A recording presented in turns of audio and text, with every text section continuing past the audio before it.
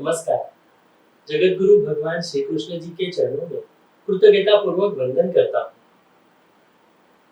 सनातन संस्था एवं हिंदू जनजागृति समिति की ओर से धर्म संवाद के इस विशेष कार्यक्रम में मैं कार्तिक सालुंके आप सभी का हार्दिक स्वागत करता हूँ। धर्म संवाद के इस कार्यक्रम में हमें धर्म विज्ञान यह नई मालिका हमने शुरू की है और इसमें हमने हमारे धर्म के ऊपर जो जानकारी है उसके बारे में हमने समझ कर लिया। इसमें वैज्ञानिक परिभाषा में अगर देखा जाए तो धर्म क्या है यह हमने समझ कर लिया। धर्म के ऊपर किस प्रकार से आघात हुए, हमें हमारे धर्म से, हमारी शिक्षा व्यवस्था से, हमारे गुरुकुलों को किस प्रकार से नष्ट कर दिया गया, ये हमने समझ कर लिया। आज हम हमारे प्राचीन भारतीय विज्ञान में किस प्रकार की उपलब्धियां है ये आज हम जानकर लेने वाले हैं। हमारे साथ आज यहाँ पर हिंदू जनजागृति समिति के राष्ट्रीय मार्गदर्शक सद्गुरु डॉक्टर चारुदत्त टिंगरे जी उपस्थित है। नमस्कार सद्गुरु डॉक्टर टिंगरे जी। नमस्कार कार्तिक।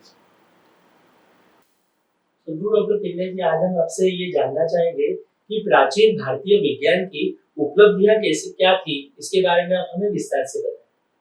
जी, प्राचीन भारतीय विज्ञान की अगर उपलब्धियां अगर हम देखते हैं तो ये आज के विज्ञान युग में भी अत्यंत चौंकाने वाली है, ऐसे मुझे कहना है, क्योंकि इसके बारे में समाज को अभी ज्ञान ही नहीं है। और विशेषकर आज के युवकों को अगर यह जान लेते हैं यह ज्ञान, तो प्राचीन इतिहास के विषय में उनके मन में निश्चित अभिमान जागृत होगा। हमारी ये जो सनातन परंपरा है और सनातन धर्म से निगड़ित जो वैज्ञानिक परंपरा है उसके बारे में उनके मन में स्वाभिमान जागृत होगा। और इसलिए आज इस विषय में निश्चित मैं कुछ प्रमाण में उस पर प्रकाश डालने का प्रयास करूंगा। सर्वप्रथम हम खगोल विज्ञान के बारे में कुछ बातें जान लेंगे। ये जो खगोल विज्ञान है, ब्रह्मांड की रचना है, ग्रह तारे है, सूर्य है, पृथ्वी है, तो इनके बारे में ये जो विज्ञान है या ये जो अध्ययन संशोधन हुआ है, अनुसंधान हुआ है, ये प्राचीन भारत में ही हुआ है। प्रसिद्ध जर्मन जो खगोल शास्त्री है कोपरनिकस के लगभग 1000 वर्ष पूर्व हमारे जो संशोधक है आर्यभट्ट, उन्होंने पृथ्वी की गोल आकृति बताकर पृथ्वी गोल है यह सिद्धांत रखा था और पृथ्वी अपनी धुरी पर घूमती है, इसकी भी उन्होंने पुष्टि कर दिया था। अब यही बात 1000 वर्ष के बाद कोपरनिकस ने रखी है और उसका श्रेय कोपरनिकस ने लिया और आर्यभट्ट को इसका श्रेय नहीं मिला। इसी तरह से आइजैक न्यूटन जो है उसके 1000 वर्ष पूर्व ही हमारे जो धर्मपरायण विज्ञान संशोधक थे ब्रह्मगुप्त, उन्होंने पृथ्वी के गुरुत्वाकर्षण शक्ति के बारे में अध्ययन करके जानकर गुरुत्वाकर्षण सिद्धांत की पुष्टि कर दिया था। और इस ज्ञान को चुराकर जब ये पाश्चात्य देशों में गए और उन्होंने वो ज्ञान अपने नाम पर खपाया और हमारे जो शास्त्रज्ञ थे वो अंधेरे में ही रहे। इस तरह 1000 वर्ष पूर्व जो ब्रह्मगुप्त ने सिद्धांत रखा और संशोधन किया था उसका श्रेय आइजैक न्यूटन लेकर चले गए। तो मैंने जैसे पहले ही बताया था कि भारतीय मानस में ये सब ईश्वरीय ज्ञान होता है और वो देने वाला कोई तो भी है और ये ईश्वर की कृपा होती है, ये भाव होने के कारण वो श्रेय या कर्तामंद लेने के लिए टालते हैं। और उसके उल्टा पाश्चात्य क्षेत्र में श्रेयवाद होता है, हमने किया है, कर्तापन होता है। तो भारत के संशोधकों ने जो संशोधन किया, जो सिद्धांत रखे, तो उसका सब श्रेय पाश्चात्य वैज्ञानिकों ने लिया है और वही झूठा इतिहास हमें सिखाया जा रहा है। कम से कम 1947 के बाद, भारत स्वतंत्र होने के बाद ये अपेक्षा थी कि भारत सरकार ये जो झूठा इतिहास है उसको सही करे। ये सिद्धांत आर्यभट्ट ने कैसे रखा है, यह सिद्धांत भारतीय ज्ञान परंपरा में भारतीय वैज्ञानिकों ने कैसे रखा था, उसका इतिहास देखकर और उसका श्रेय कैसे अंग्रेजों ने लाटा है।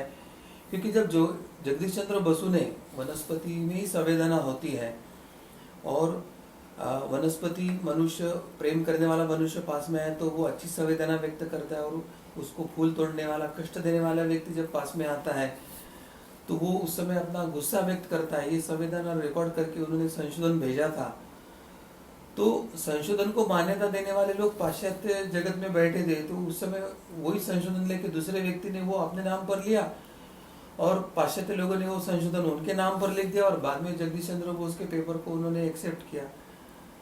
तो इस तरह का तो श्रेयवाद तो हमें ये 19 और 20वीं शताब्दी में भी वो हो रहा है, वो हमने प्रत्यक्ष अनुभव किया है। तो इतने हजार वर्ष पूर्व के हमारे वैज्ञानिक जो प्रसिद्धि परामुख थे, जिनको श्रेयवाद का कोई गंध नहीं था, तो उनका श्रेय तो वो देना अंग्रेज संभव ही नहीं था। तो ये षड्यंत्र की झूठी बातें उजागर कर ये श्रेय और सच्चा इतिहास भारत के नागरिकों के सामने रखने की आवश्यकता थी, और जिसमें ये भारत सरकार कम पड़ा। गोरे अंग्रेज गए और काले अंग्रेजों ने गोरे अंग्रेजों की ही नीति शुरू रखी, और ये काले अंग्रेज स्वतंत्रता के बाद उन्होंने जो देश का नुकसान किया है वो कभी भरने वाला नहीं है, ऐसे मुझे लगता है। सदगुरु डॉक्टर पिंगले जी, आपने हमें खगोल विज्ञान के बारे में संक्षिप्त में बताया, परंतु चंद्र ग्रहण और सूर्य ग्रहण के संदर्भ में हमारे जो ऋषि मुनि, जो वैज्ञानिक थे, उनकी क्या दृष्टि थी, इसके बारे में आप हमें बताएं। निश्चित कार्तिक जी, यानी हमारे जो ऋषि मुनि थे, इनकी कृतज्ञता जितना व्यक्त करे उतना कम है। और सच्चे मायने में वो कैसे संशोधक थे, वो कैसे वैज्ञानिक थे, उनका अनुसंधान किस प्रकार का था, वो चंद्र ग्रहण और सूर्य ग्रहण के ज्ञान से हमें थोड़ा सा पता चल सकता है। मूलतः जो भारत का ये जो खगोल विज्ञान है, उसका जो उद्भव हुआ है वो वेदों से ही हुआ है, ऐसे प्रत्यक्ष प्रमाण हमें मिलते हैं। और वैदिक कालीन परिस्थिति से ही हमारा जो भारतीय समाज था, हमारे भारतीय व्यक्ति थे, वे अत्यंत धर्मपरायण हुआ करते थे। और अपने जो यज्ञ तथा अन्य जो धार्मिक अनुष्ठान थे,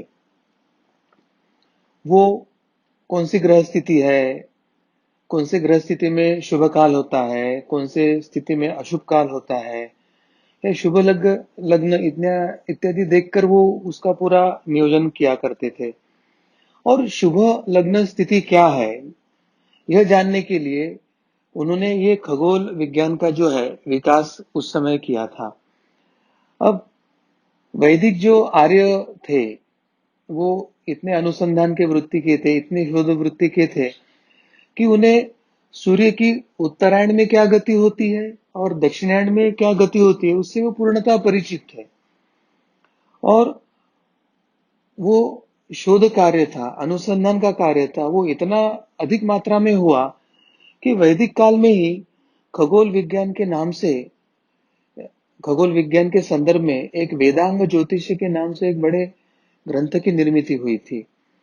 और इस ग्रंथ की जो रचना है, वो लगध नामक एक जो ऋषि थे, जो सही मायने में वैज्ञानिक थे, उन्होंने ईसा के लगभग 100 वर्ष पूर्व ही वो लिखकर रखी थी। महाभारत में भी खगोल विज्ञान से संबंधित कुछ जानकारियां हमें स्पष्टता से मिलती है। उससे हम यह समझ सकते हैं कि उस समय भी हमारा खगोल विज्ञान अत्यंत प्रगत अवस्था में था। महाभारत में, और उसमें भी महाभारत के युद्ध काल में सूर्य ग्रहण तथा चंद्र ग्रहण की स्पष्टता से चर्चा हमें मिलती है। यानी जब जयद्रथ का वध हुआ, उस दिन एक पूर्ण सूर्य ग्रहण था और उस समय पूर्ण अंधार होकर रात्रि का दिन अस्त हो गया, ऐसे समय दिखा था। और उस समय जब वो असावधान होकर सब बाहर आए थे, उस समय अर्जुन ने जयद्रथ का वध किया था। और उस समय ये कृष्ण को ज्ञान होने के कारण कृष्ण ने अर्जुन को कहा था कि अर्जुन ये देख, ये सूर्य है और ये जयद्रथ है। तो इस प्रकार के स्पष्ट कुछ प्रमाण हमें महाभारत में भी मिलते हैं। इस काल के लोगों में इतना प्रगल्भ ज्ञान था कि ग्रहण यानी सूर्य ग्रहण केवल अमावस्या को ही लगता है और चंद्र ग्रहण केवल पूर्णिमा को ही लग सकता है, ये ज्ञान उनको पूर्णता से था। और ग्रहों के संदर्भ में क्या सतर्कता बरतनी है, क्या करना है, क्या नहीं करना है, इसके संदर्भ में भी उनको पूर्ण ज्ञान था। तो मूलतः वेदांग ज्योतिष के बाद लगभग सहस्त्र वर्षों तक खगोल विज्ञान का अन्य कोई ग्रंथ निर्माण नहीं हुआ ऐसे दिखाई देता है। उसका कारण यही है कि उस समय जो अनुसंधान हुआ था, शोध हुआ था, वो अत्यंत उस समय के लिए उपयुक्त था। अब दूसरी महत्व की जो बात मैं बताना चाहता हूं कि पृथ्वी गोल है, ये सर्वप्रथम बताने वाले हमारे जो वैज्ञानिक ऋषि थे, उनका नाम था आर्यभट्ट।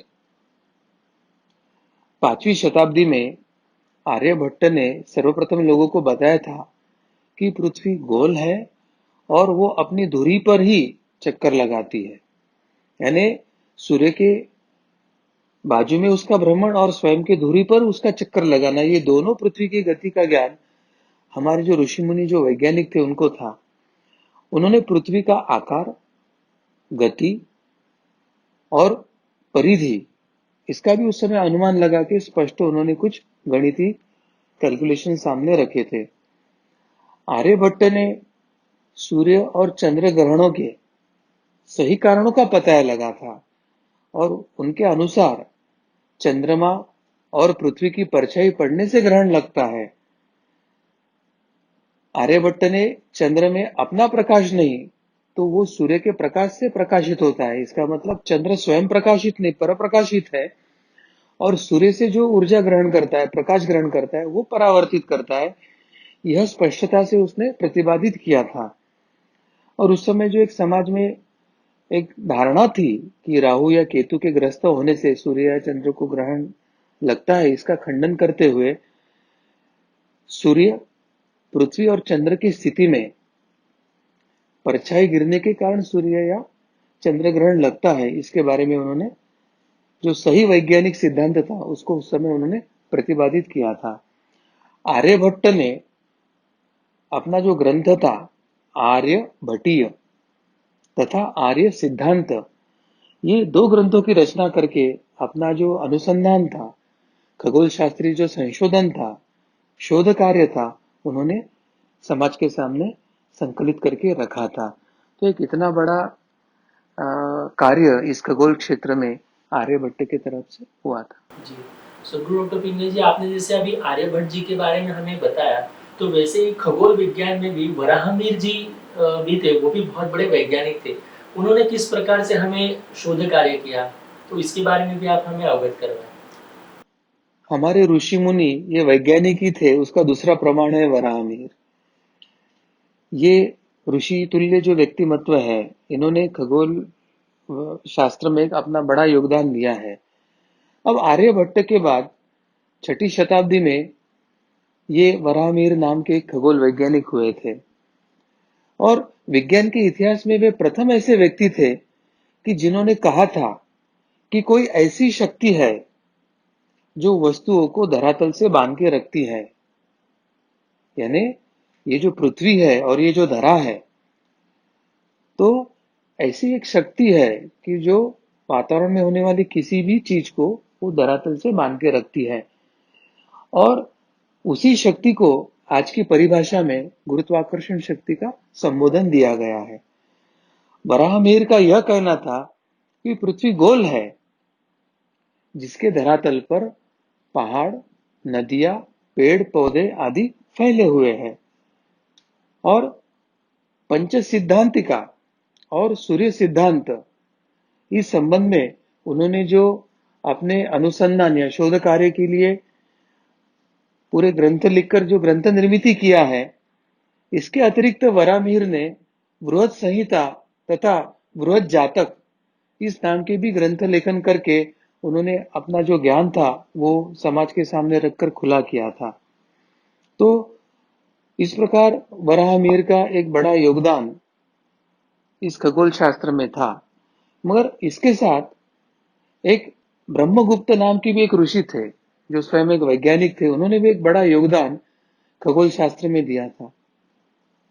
इसके बाद भारतीय खगोल विज्ञान में ब्रह्मगुप्त ने एक काफी बड़ा योगदान दिया है और इसका कार्यकाल था वो 7वीं शताब्दी में माना गया है। वे खगोल विज्ञान से संबंधित जो गणनाओं थी, उसमें जो बीजगणित का जो प्रयोग था वो कैसे करना है, या वो करने वाले पहले व्यक्ति थे, ऐसे हम कह सकते थे। तो खगोल विज्ञान में बीज गणित का प्रयोग करने वाले ये पहले महान गणितज्ञ थे, ये हमें समझकर लेने की आवश्यकता है। इन्होंने जो लेखन किया अपना शोध कार्य अनुसंधान के संदर्भ में, वो प्रमुख ग्रंथ का नाम है ब्रह्मगुप्त सिद्धांत। और इसके अतिरिक्त उन्होंने अपने जीवन में अंतिम कालावधि में ब्रह्म एक खंड खाद्य नामक ग्रंथ भी लिखा है। इन्होंने अपने ग्रंथों में विभिन्न ग्रहों की गति और स्थिति, उनका उदय और अस्त तथा ग्रहों की युति तथा सूर्य ग्रहण की गणना इत्यादि करने की अनेक विधियां अपने इस ग्रंथ में वर्णित किया है। तो ब्रह्मगुप्त का भी खगोल शास्त्र में कितना बड़ा योगदान है, ये उनके इस कार्य से हमें पता चलता है। तो वराहमिहिर और ब्रह्मगुप्त के ऐसे कुछ इस क्षेत्र का योगदान है जो आपके सामने में रखना चाहता जी। गुरु डॉक्टर पिंगले जी, आपने जैसे अभी वराहमिहिर जी के बारे में बताया या फिर जो वैज्ञानिक ब्रह्मगुप्त जी थे, तो उनके बारे में हमने यहाँ पर बताया। तो खगोल विज्ञान में भास्कराचार्य जी ने भी बहुत बड़ा योगदान दिया है, तो इनके बारे में आप भी हमें विस्तृत रूप से बताएं। निश्चित कार्तिक जी, क्योंकि इस श्रृंखला में ब्रह्मगुप्त के आगे भास्कराचार्य का ही विशिष्ट योगदान का कालखंड आता है। इनका जो कालखंड है वो 12वीं शताब्दी के आसपास का था, और सबसे महत्व का था कि भास्कराचार्य वे स्वयं गणित के प्रकांड पंडित थे, और खगोलविद के रूप में भी भास्कराचार्य ने अपना जो एक तात्कालिक गति की अवधारणा उस समय समाज के सामने रखी थी, उसके लिए उनको राजमान्यता, समाज मान्यता उस समय मिली थी। इससे उनके संशोधन से क्या लाभ हुआ, तो खगोल वैज्ञानिकों को ग्रहों की गति का सही ज्ञान जो है, ये तात्कालिक गति की अवधारणा के कार्य के कारण समाज को पता चली है। उन्होंने 17वीं शताब्दी में जो जन्मे आइजैक न्यूटन है, उसके लगभग 500 वर्ष पूर्व ही गुरुत्वाकर्षण का सिद्धांत प्रतिपादित किया था, और उसका श्रेय उनको मिला नहीं, मगर उनके इस गुरुत्वाकर्षण के सिद्धांत का श्रेय प्रत्यक्ष में 500 वर्ष के बाद आइजैक न्यूटन के नाम के व्यक्ति को मिला है। तो ये संक्षेप में भास्कराचार्य की जीवनी के संदर्भ में है।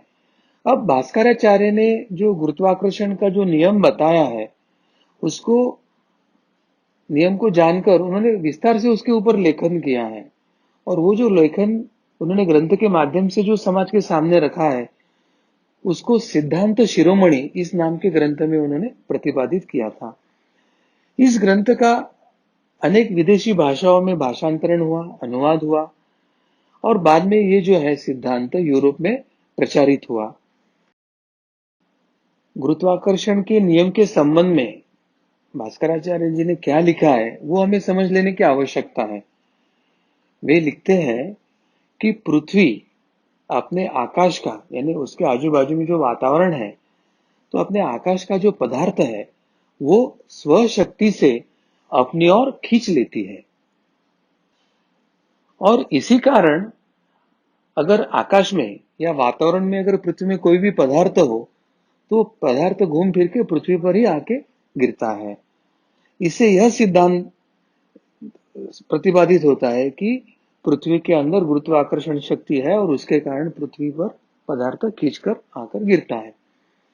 अब भास्कराचार्य द्वारा जो दूसरा एक ग्रंथ लिखा है, उसका नाम है लीलावती, और इसमें गणित और खगोल विज्ञान के संबंध में उन्होंने प्रकाश डाला है, यानी गणित और खगोल विज्ञान कैसे एक दूसरे से परस्परावलंबी है, इसका उन्होंने कुछ उस पर प्रकाश डाला है। वर्ष 1163 में उन्होंने करण कुतूहल नामक एक ग्रंथ की रचना किया था। इस ग्रंथ में बताया गया है कि जब चंद्रमा सूर्य को ढक लेता है तो सूर्य ग्रहण होता है, और जब पृथ्वी की छाया चंद्रमा को ढक लेती है तो चंद्र ग्रहण होता है। यानी चंद्रमा सूर्य को कब ढक लेता है, तो पृथ्वी और सूर्य के बीच में जब चंद्र आता है तो सूर्य ग्रहण होता है, और चंद्र और सूर्य के बीच में जब पृथ्वी आती है और पृथ्वी की छाया चंद्रमा पर गिरती है तो चंद्र ग्रहण होता है। तो यह पहला लिखित प्रमाण था जब लोगों को गुरुत्वाकर्षण, चंद्र ग्रहण तथा सूर्य ग्रहण की सटीक जानकारी एक वैज्ञानिक या शास्त्रीय परिप्रेक्ष्य में लिखित स्वरूप में उपलब्ध हुई थी। तो इतना बड़ा कार्य खगोल शास्त्र संदर्भ में भास्कराचार्य का था। अब गणित के संदर्भ में उनका क्या कार्य था? तो अधिकतर जो खोज और जो आविष्कार हुए हैं और जिन पर आज यूरोप स्वयं गर्व करता है, वो किसी एक विकसित गणितीय पद्धति के बिना असंभव है, ये सुस्पष्ट होता है। कोई भी इसका जो जानकार है वो इसको समझ सकता है। यह पद्धति भी संभव नहीं हो पाती यदि यूरोप भारी भक्कम उनके जो रोमन अंको था उसमें अगर बंधा और जकड़ रहा होता तो उनको ये अनुसंधान या शोध संभव ही नहीं था। अब नई पद्धति को खोज निकालने वाले वह अज्ञात व्यक्ति भारत का पुत्र था। क्या हमें ये पता है? मध्ययुगीन जो भारतीय गणितज्ञ थे, जैसे ब्रह्मगुप्त जो 7वीं शताब्दी में थे, महावीर जो 9वीं शताब्दी में थे और भास्कराचार्य जो 12वीं शताब्दी में थे, इन्होंने ऐसे कई खोज किए थे जिसके पुनर्जागरण का काल या उसके बाद तक ये सब बातें यूरोप को अपरिचित थी। इसमें कोई मतभेद नहीं है या हम निशंक होना चाहिए कि जब यूरोप को गणित और खगोल के शास्त्र में ज्ञान नहीं था, उस समय भारत गणित तथा खगोलीय विज्ञान में एक उसकी उच्च कोटि की परंपरा प्रस्थापित हो चुकी थी। अब अंक गणित के संदर्भ में क्या हुआ?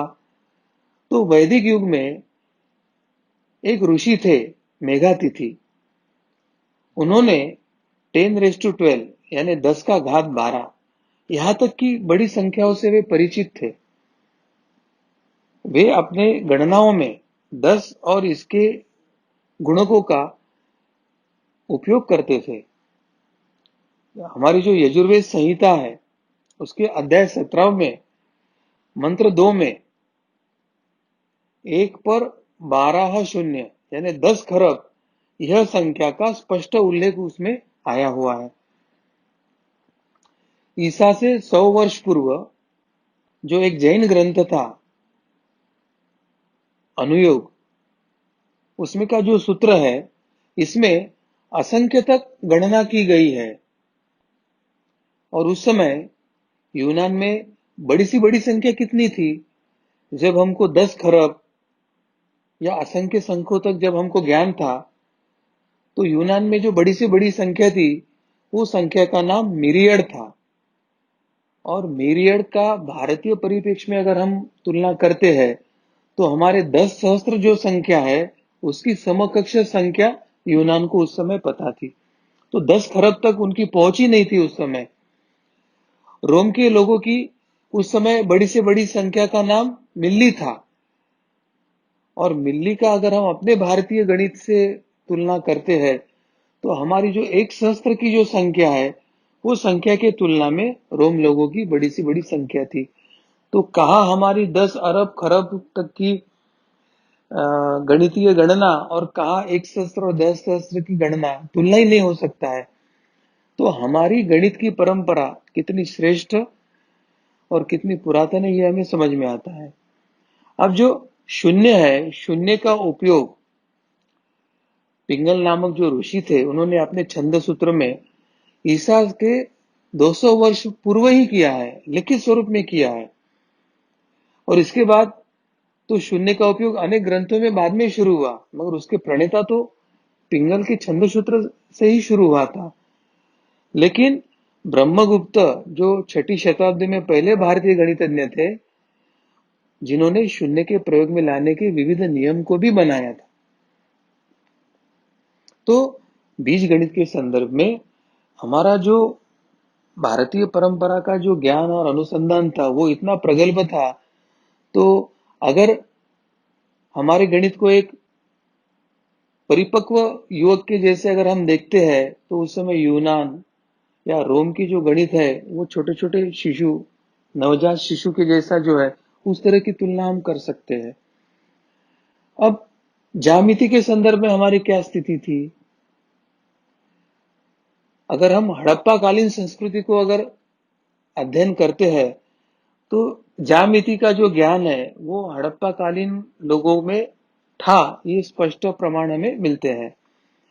ईंटों की आकृति, भवनों की आकृति, सड़कों का समकोण या समकोण पर योग्य तरह से उसका काटना, ये सब इन बातों का द्योतक है कि उस काल के लोग ज्यामिति के संदर्भ में अत्यंत जानकारी रखते थे और उसका दैनंदिन जीवन में, नगर निर्माण में, भवन निर्माण में क्या उपयोग करना है, उसका प्रैक्टिकल एप्लीकेशन क्या था, वो सब जानते थे और प्रत्यक्ष वो क्रिया करके उसका व्यवहारिक जीवन में उपयोग करते थे। अब बौद्धायन जिसने रेखा गणित का ग्रंथ लिखा, ज्यामिति के संदर्भ में उन्होंने कुछ महत्वपूर्ण खोज किया था। वैदिक काल में जो आर्य थे वो यज्ञ के वेदियों को बनाने के लिए ज्यामिति के ज्ञान का परिपूर्ण उपयोग करते थे।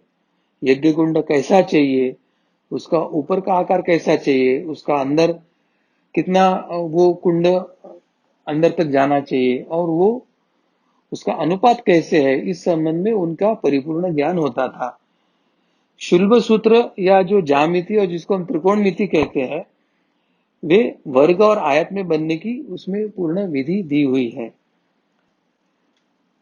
शुल्ब सूत्र में जिसमें रेखा गणित, ज्यामिति या त्रिकोणमिति का समावेश है, इस शास्त्र में वर्ग तथा आयत बनाने की पूर्ण विधि वहां पर दी है।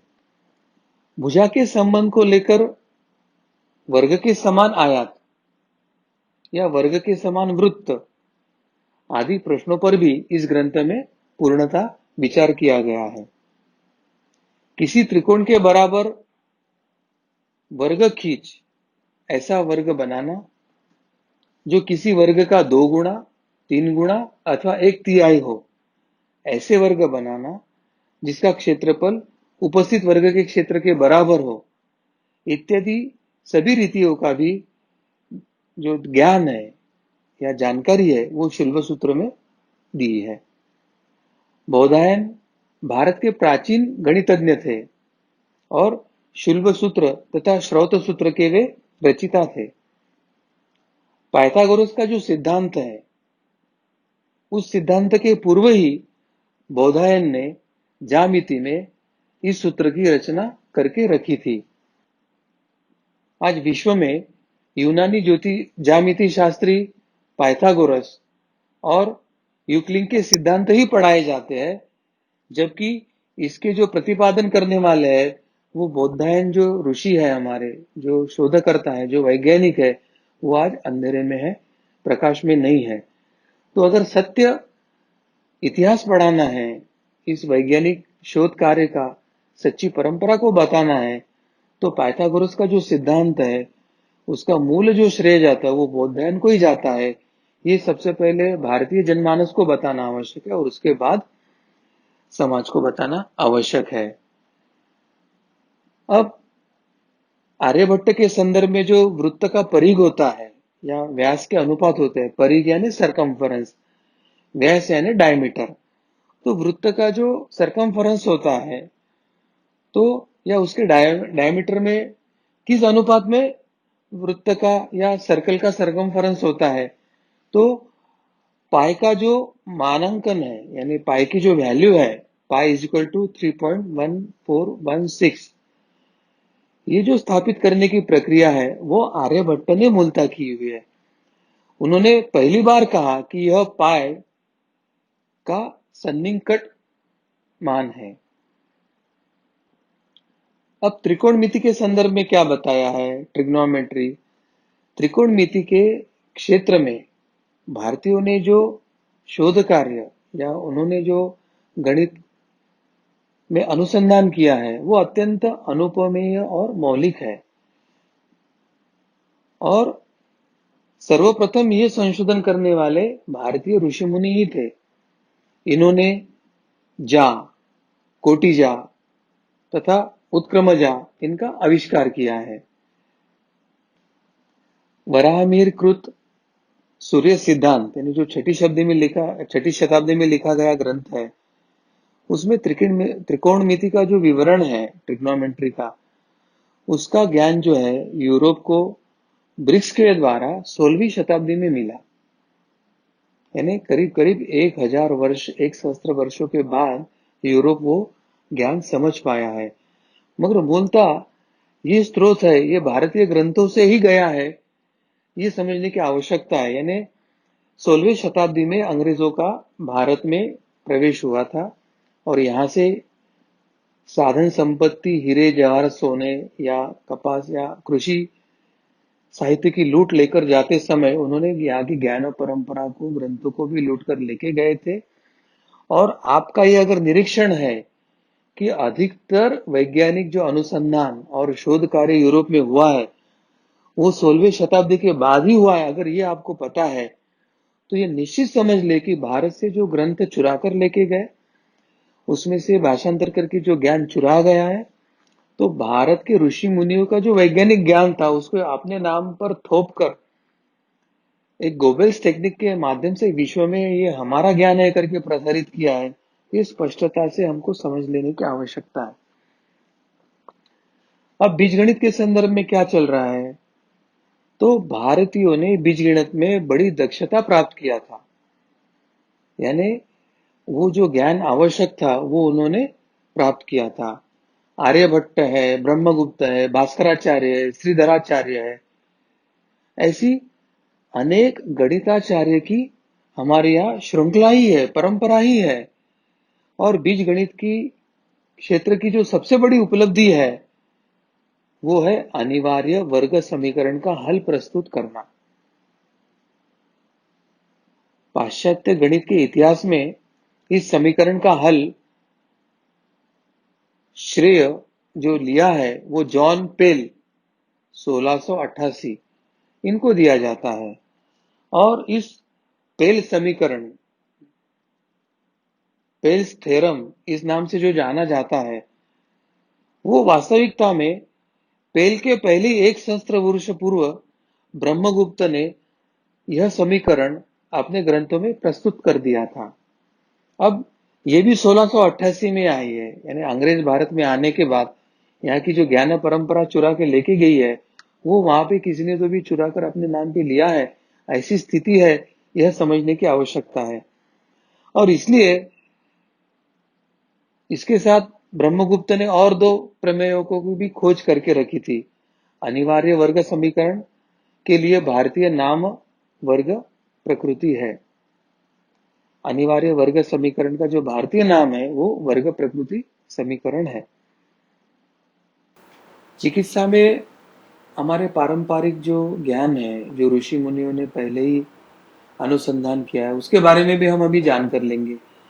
भारत में चिकित्सा विज्ञान की दीर्घ परंपरा है, सहस्त्रों नहीं तो लाखों वर्ष की परंपरा है। चिकित्सा शास्त्र को वेद तुल्य सम्मान दिया गया है। आयुर्वेद को पंचम वेद कहा जाता है और यही कारण है कि भारतीय चिकित्सा पद्धति को आयुर्वेद के ही नाम से प्रचलित हुआ है। इस संज्ञा से ही वो जाना जाता है। सर्वप्रथम जो लिखित ज्ञान है चिकित्सा के संदर्भ में, उसका संदर्भ जो है हमें अथर्ववेद में प्राप्त होता है। अथर्ववेद में विविध रोगों के उपचार के लिए, उपचार के प्रयोग हेतु किए जाने वाले भैषज सूत्र जो है वो संकलित करके रखे हैं। ये भैषज सूत्र जो है वो सर्वप्रथम अथर्ववेद के माध्यम से चिकित्सा के बारे में हमें ज्ञान देते हैं। इन सूत्रों में विभिन्न रोगों के नाम तथा उनके निराकरण के लिए विभिन्न प्रकार की औषधियां और औषधियों के नाम भी स्पष्टता से दिए हैं। इसमें विविध प्रकार की जो चिकित्साएं बताई है वो कौन सी थी? इसमें जल चिकित्सा, सूर्य किरण चिकित्सा तथा मानसिक चिकित्सा, इन 3 चिकित्साओं पर प्रमुखता से विस्तृत विवरण दिया है। अथर्ववेद के बाद लगभग 600 वर्ष पूर्व ईसा के चिकित्सा के संदर्भ में चरक संहिता और शल्य चिकित्सा पर सुश्रुत संहिता मिलती है। ये चिकित्सा शास्त्र के प्रामाणिक और विश्वविख्यात ग्रंथ है, जिसके आधार पर ही भविष्य में विविध प्रकार की चिकित्सा का निर्माण हुआ है। अब ये चरक संहिता क्या है, चरक संहिता में क्या बताया है, वो अभी हम जानकर लेंगे। महर्षि चरक को काय चिकित्सा का प्रथम ग्रंथ लिखने का श्रेय दिया जाता है। चरक संहिता को औषधीय शास्त्र में आयुर्वेद पद्धति का मूल आधार माना जाता है। आयुर्वेद का अर्थ है जीवन का शास्त्र, यानी सुखी, आनंदी और स्वस्थ जीवन का शास्त्र जिसमें दिया है उसे आयुर्वेद कहा जाता है। चरक संभवत इस बात को जानते थे कि शरीर में हृदय एक मुख्य अवयव है। उन्हें शरीर में रक्त संचार के क्रिया का भी पूर्ण ज्ञान था। वे यह भी जानते थे कि कुछ बीमारियों के लिए ऐसे कीटाणु कारण होते हैं जिन्हें हम अपने आंखों से, स्थूल आंखों से, चर्म चक्षु से सीधे नहीं देख सकते हैं। चरक ऐसे पहले चिकित्सक थे जिन्होंने चयापचय यानी कैटाबोलिज्म, एनाबोलिज्म, पाचन यानी डाइजेस्टिव तथा शरीर की प्रतिरक्षा यानी इम्यून सिस्टम के बारे में व्यवस्थित बताया था। चरक संहिता में शरीर विज्ञान, रोग का निदान विज्ञान यानी डायग्नोस्टिक पद्धति और भ्रूण विज्ञान यानी गर्भधारणा से लेकर जन्म तक की जो जानकारी है उसके सभी जानकारी चरक संहिता में मिलती है। और सुश्रुत संहिता का क्या वैशिष्ट है, तो सुश्रुत रचित यह ग्रंथ यानी हमारे जो ऋषि थे सुश्रुत, उन्होंने इस ग्रंथ की रचना किया था जिसको सुश्रुत संहिता कहा जाता है। और ये ग्रंथ भारतीय शल्य चिकित्सा पद्धति यानी भारतीय पारंपरिक शल्य चिकित्सा जिसे हम ऑपरेशन कहते हैं, इसका यह एक विश्वविख्यात ग्रंथ है।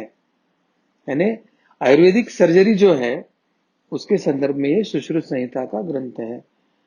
अपनी संहिता में सुश्रुत ऋषि लिखते हैं कि चिकित्सा विज्ञान की अगर जानकारी लेना है तो चिकित्सा विज्ञान के जो विद्यार्थी है, जो मेडिकल स्टूडेंट है, उन मृत शरीरों का विच्छेदन करके अध्ययन करने से भी अपने कार्य में कुशल बनते हैं।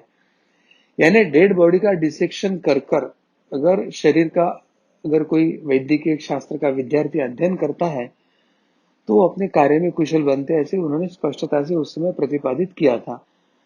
सुश्रुत के अनुसार शव विच्छेदन करना और उसे अध्ययन करना यह एक प्रक्रिया है। सुश्रुत ने शल्य चिकित्सा के लिए 101 उपकरणों की सूची उसमें दिया है। वो उपकरण उन्होंने निर्माण भी किए थे, उसका प्रत्यक्ष उपयोग भी किया था और प्रत्यक्ष शल्य चिकित्सा उन्होंने ये शास्त्र को स्थापित किया था। शल्य चिकित्सा से पहले उपकरणों को गर्म करके उसको कीटाणु रहित करने की बात भी उन्होंने कही है। यानी सर्जरी के पहले उपकरणों का स्टेरिलाइजेशन हो, निर्जंतुकीकरण हो और निर्जंतुक उपकरणों से ही शल्य चिकित्सा हो, इसके बारे में उन्होंने स्पष्ट सिद्धांत प्रतिपादित करके रखे हैं। और सबसे महत्व की बात, संपूर्ण विश्व में प्लास्टिक सर्जरी, जिसको कॉस्मेटिक सर्जरी भी कहा जाता है, उसके जनक करके अगर किसी को मान सम्मान मिलता है तो पूरा विश्व इस संदर्भ में सुश्रुत को ही मान्यता देता है। तो सुश्रुत जी का इतना बड़ा श्रेय चिकित्सा के संदर्भ में था। अब भौतिकी के संदर्भ में हमारा क्या था? प्राचीन काल में भारत में अन्य विज्ञानों के साथ साथ भौतिकी की भी प्रचलन था। प्राचीन काल में भारत में अन्य विज्ञानों की शाखाओं के साथ भौतिकी विज्ञान की शाखा का भी प्रचलन था। और भारतीय परंपरा में कणाद ऐसे ऋषि थे, ऐसे अनुसंधान करने वाले, शोध करने वाले ऐसे ऋषि थे जिन्होंने 6ठी शताब्दी, ईसा पूर्व के ही 6ठी शताब्दी में इस बात को सिद्ध कर दिया था कि विश्व का हर जो पदार्थ है वो परमाणुओं के कणों को एकत्रित करके ही मिलकर बनता है। यानी एक तरह से उन्होंने परमाणुओं की संरचना, परमाणुओं की प्रवृत्ति और परमाणुओं के प्रकार, ये तीनों के बारे में सविस्तर चर्चा की है। और सबसे छोटे कणों को परमाणु कहते हैं, ऐसा उन्होंने प्रतिपादित करने के कारण ही अंत में वे कण का शोध करने वाले ऋषि यानी कणाद ऋषि इस नाम से प्रचलित हुए। आज भले ही कोई पाश्चात्य वैज्ञानिक एटम या मॉलिक्यूल या प्रोटॉन, न्यूट्रॉन, इलेक्ट्रॉन के संशोधन का श्रेय जरूर लेते होंगे, मगर ये ईसा पूर्व 6ठी शताब्दी में ही ये कण और परमाणुओं की संकल्पना, उसकी प्रवृत्ति और प्रकार स्पष्टता से प्रतिपादित हुए हमारे भारतीय परंपरा में। तो इतना श्रेष्ठ अनुसंधान हमारे ऋषि मुनियों ने पहले ही करके रखा है। अब रसायन विद्या या रसायन विज्ञान के संदर्भ में हमारा क्या है? भारत में रसायन विज्ञान और रसायन विज्ञान की परंपरा बहुत पुरातन है, इसके बारे में हमें स्पष्टता से तथ्य मिलते हैं। प्राचीन तथा मध्यकाल में संस्कृत भाषा में लिखित रसायन विज्ञान के संदर्भ में 44 ग्रंथ अभी भी उपलब्ध है। नागार्जुन, दक्षिण के जो एक ऋषि तुल्य जो एक वैज्ञानिक थे, वो करीब करीब 10वीं शताब्दी के शोधकर्ता थे। उन्होंने रसायन विज्ञान पर रस रत्नाकर नाम का एक ग्रंथ लिखा है। इस ग्रंथ में पारा यानी मर्क्यूरी के यौगिक बनाने के प्रयोग दिए हैं, यानी पारे की विविध अवस्थाओं में कैसे परावर्तित करना है उसके संदर्भ में प्रयोग दिए हैं। चांदी, सोना, तांबा या टिन, ये धातु अयस्क स्वरूप में भूगर्भ से कैसे निकालने हैं और उन्हें कैसे शुद्ध करना है, इन सब की विधियां या विवरण इन ग्रंथों में दिया है। नागार्जुन ने पारा यानी मर्क्यूरी से संजीवनी बनाने के लिए, संजीवनी यानी ऐसी औषधि जो कुछ ऐसे असाध्य बीमारियों में उपयोगी होती है, जिससे हम किसी रुग्ण को स्वस्थ कर सकते हैं। तो संजीवनी बनाने के लिए पशुओं तथा वनस्पति के तत्वों तथा कुछ आम्ल यानी एसिड तथा कुछ खनिज यानी कुछ एलिमेंट्स, इनका वे उपयोग करते थे। वनस्पति से निर्मित जो तेजाब है, जिसको हम हाइड्रोक्लोरिक एसिड कहते हैं, तो तेजाब में हीरे, धातु तथा मोती वे गला लेते थे, यानी वो ज्ञान उनके पास पहले से ही था। नागार्जुन ने जो रसायन विज्ञान में काम आने वाले जो उपकरण है, उसके बारे में भी उन्होंने विवरण दिया है। इसका मतलब रसायन विज्ञान में कौन से धातु, कौन से आम्ल के लिए कौन से उपकरण बनाना चाहिए, वो उन्होंने उपकरण केवल बनाए नहीं, उसका उपयोग किया और उसका विवरण समाज के सामने रखा है। और उन्होंने इस औषधि रसायन पर एक सिद्धयोग नाम के ग्रंथ की रचना भी किया है। यानी रसायन शास्त्र और औषधि रसायन, ये दोनों के संदर्भ में उनका कार्य था। और भारत में रसायन शास्त्रियों की जो पहली और दूसरी शताब्दी तक उन्होंने जो कई रासायनिक फॉर्मूलों का उन्होंने खोज लिया था, तो ये हमारी पुरातन और मध्यकालीन जो रसायन शास्त्र के अनुसंधान की जो परंपरा है, तो ये जो फॉर्मूला खोज के निकाले हैं, तो हम ये देख सकते हैं कि यह हमारी परंपरा बड़ी पुरातन है, उसका प्रत्यक्ष व्यवहारिक जीवन में उपयोग हो रहा था। और कई वर्षों के बाद, हमारे संशोधन के अनुसंधान के कई वर्षों के बाद, 16वीं शताब्दी के बाद यूरोप में आधुनिक विज्ञान का संशोधन होके प्रचलन होना शुरू हुआ है। तो एक तरह से हमारे यहाँ से जो लूट हुई है भारत में, उस लूट में हमारे ग्रंथों की और ज्ञान की जो लूट किया है यूरोप ने, और हमारा जो शोध कार्य था वो अपने नाम पर चुराकर प्रकाशित करने की जो एक प्रक्रिया हुई है, तो उसको समझकर अपना ही ज्ञान और ये परंपरा पहले अपने ही इतिहास और अभ्यासक्रम में सिखाना हमें आवश्यक है। हमारे मन में जो न्यूनता या एक इंफीरियरिटी कॉम्प्लेक्स आया है, उसको दूर करने की आवश्यकता है। प्रसिद्धि परामुख होने के कारण, हमने श्रेयवाद से दूर रहने के कारण हमारे ऋषि मुनियों ने कभी उसका श्रेय लेने का प्रयास नहीं किया था, जो यूरोप ने अपने नाम पर खपाकर उसका एक श्रेय लेने का प्रयास किया है। ये सबको अध्ययन करके हमें योग्य इतिहास समाज के सामने लाने की आवश्यकता है। हमारी परंपरा कितनी प्रगल्भ और कितनी उन्नत थी वो समझने की आवश्यकता है। और इसके बाद जब हम इस विज्ञान को, इस परंपरा के हम पाइक है, ये जब समझेंगे, तब हमारे अंदर का स्वाभिमान जागृत होगा। स्वधर्म स्व परंपरा के बारे में स्वाभिमान निर्माण होगा। स्व संस्कृति कितनी प्रगल्भ है ये जानने के बाद एक स्वाभिमानी पीढ़ी का निर्माण होगा, और उसके बाद सही मायने में भारत विश्व गुरु होने की प्रक्रिया में उत्थान की तरफ जाएगा। तो ये सब विषय अभ्यासक्रम में लाने के लिए हमको एकत्रित, संगठित होकर प्रयास करने की आवश्यकता है। इसके लिए हमें एक अभियान चलाकर, जागृति अभियान कर सरकार पर दबाव बनाने की आवश्यकता है। हम सब एकत्रित होकर इस अभियान में अभी जुटने की आवश्यकता है। तो मैं आप सभी से यही आह्वान करना चाहता हूं कि आप चाहे ऑनलाइन हो या प्रत्यक्ष मिलकर हो, हम एकत्रित होकर सरकार को ये बताएं कि हमको हमारा सच्चा गौरवशाली इतिहास बताए, हमारी गौरवशाली वैज्ञानिक परंपराओं के बारे में बताए, हमारे गौरवशाली ऋषि मुनियों का जो अनुसंधान या शोध कार्य हुआ इसके बारे में हमें बताया जाए।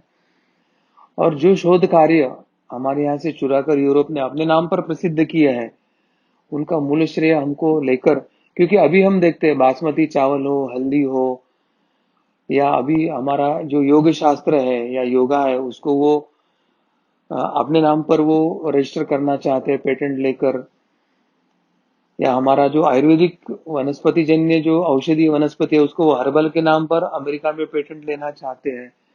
तो उनका वर्तमान में भी ये श्रेय लेने की उनकी जो ये चल रही है गलत कार्य, तो हमको अभी से नहीं तो 2, 3, 4 हजार वर्ष पूर्व से ये सब शुद्धिकरण करने की आवश्यकता है। तो इसको हम एक साथ मिलकर किसी अभियान में हम आगे निकले, ऐसे मुझे लगता है कार्तिक जी। सदगुरु डॉक्टर पिंगले जी ने अभी जो मार्गदर्शन हमें किया, तो इससे हमें ये बात तो ध्यान में आई है कि चाहे वो रसायन शास्त्र हो, चाहे वो चिकित्सा क्षेत्र हो, चाहे वो गणित हो, अंक गणित हो, या कोई भी क्षेत्र हो, ये सभी ज्ञान जो है वो भारतीय परंपरा से, हमारे जो ऋषि तुल्य जो वैज्ञानिक हुए हैं उन्होंने इसका निर्माण किया है, और वो आज पाश्चात्यों के लोगों के माध्यम से हमारे सामने प्रस्तुत किया जा रहा है। तो ये किस प्रकार का ये गलत प्रक्रिया हुई है, तो ये आज हमें समझ कर आया। तो धर्म विज्ञान के इस महत्वपूर्ण मालिका में हमने ये मालिका जो यहाँ पर ली, इसमें यही प्रकाश डालने का प्रयास किया कि ये कितना पुरातन है और हमारे यहाँ से ये संस्कृति वहाँ पर गई है।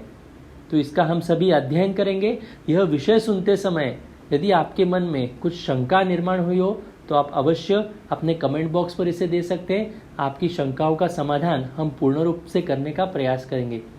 इतनी महत्वपूर्ण और पुरातन जानकारी आज हमें सदगुरु डॉक्टर पिंगले जी ने यहाँ पर दी है। हम उनका आभार व्यक्त करते हैं। आपका बहुत बहुत धन्यवाद सदगुरु डॉक्टर पिंगले जी। और मैं सभी दर्शकों को ये आह्वान करूँगा, इस विषय को आप अपने परिचित सभी लोगों तक पहुँचाएं।